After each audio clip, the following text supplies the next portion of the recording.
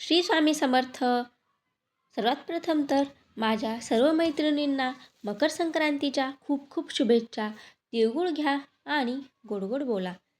तर तुम्हा सर्वांनाच माहिती झाले असेल आतापर्यंत की मकर संक्रांतीच्या दिवशी एकादशीही आलेली आहे. म्हणजेच हा योगायोग तब्बल 23 वर्षानंतर आलेला आहे. एकादशी आणि मकर संक्रांतीचा हा संयोग आपल्याला अतिशय पवित्र आणि शुभ ठरणार आहे. तर यावर्षीची मकर संक्रांत ही खूपच खास असणार आहे. कारण यावर्षी मकर संक्रांतीच्या दिवशी षटतिला एकादशी आलेली आहे. म्हणजेच षटतिला म्हणजे तिळाचा 6 प्रकारे उपयोग करणे व मकर संक्रांतीला तिळाचे महत्त्व हे खूपच जास्त असते व ही एकादशी या दिवशी आल्यामुळे आपल्याला अतिशय पवित्र आणि खूप जास्त पुण्य प्राप्त करून घेण्याचा योग यावर्षी आपल्याला लाभलेला आहे. तर या व्हिडिओमध्ये आपण जाणून घेणार आहोत मकर संक्रांतीच्या दिवशी एकादश आली आहे तर मग उपवास करावा का नाही, या दिवशी आपण काय करावे, कोणत्या प्रकारचे दान धर्म करावे जेणेकरून की आपल्याला पुण्य प्राप्त होईल, यावर्षीची मकर संक्रांत ही कशाप्रकारे साजरी करावी, मकर संक्रांतीचा पुण्यकाळ काय आहे, या सर्व गोष्टींबद्दल माहिती आपण या व्हिडिओमध्ये जाणून घेणार आहोत.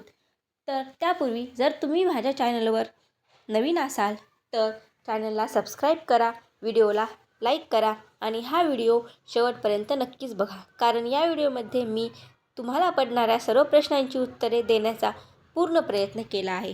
तर सुरुवात करू आजच्या व्हिडिओला. तर मकर संक्रांती ही 14 जानेवारी वार बुधवार रोजी आलेली आहे आणि याच दिवशी षटतिला एकादशी देखील आली आहे. एकादशी ही भगवान विष्णूंचा प्रिय आवडता म्हणजे भगवान विष्णूंचे प्रिय आवडते व्रत आहे.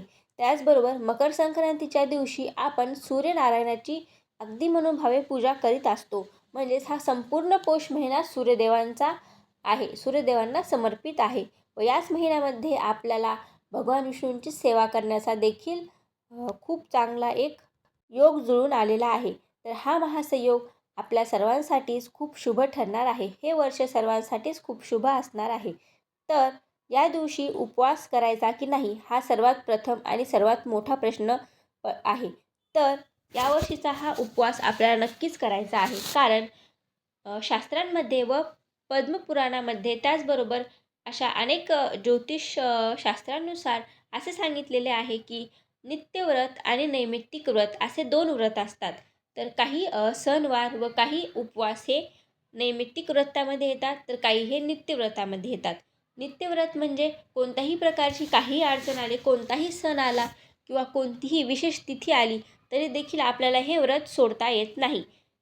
आणि नैमित्तिक व्रत म्हणजे काही कारणास्तव किंवा काही निमित्ताने आपण ते व्रत सोडू शकतो.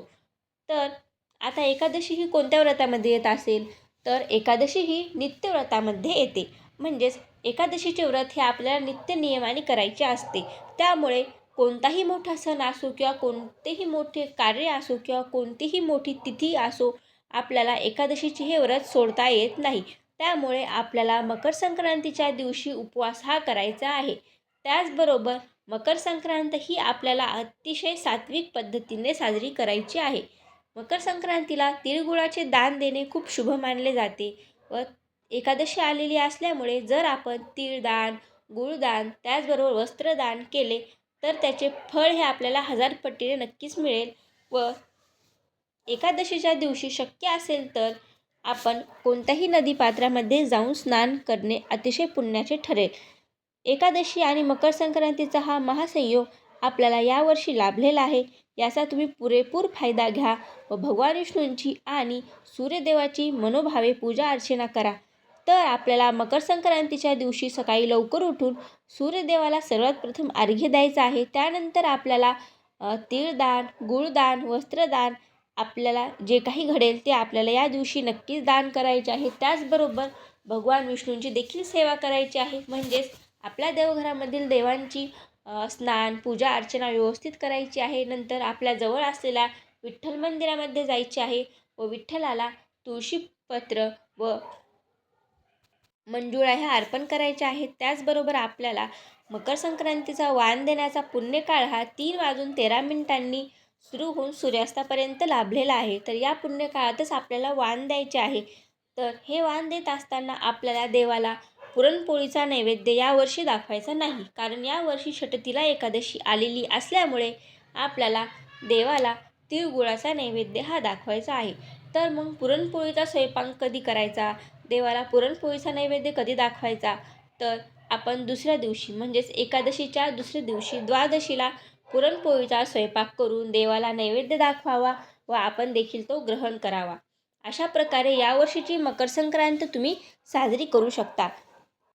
तर हा व्हिडिओ बनवण्यामागचा उद्देश एकच की खूप स्त्रियांना हा प्रश्न पडलेला आहे की मकर संक्रांतीच्या दिवशी पुरणपोळीचा नैवेद्य देवाला दाखवावा का नाही दाखवावा, उपवास करावा का नाही करावा.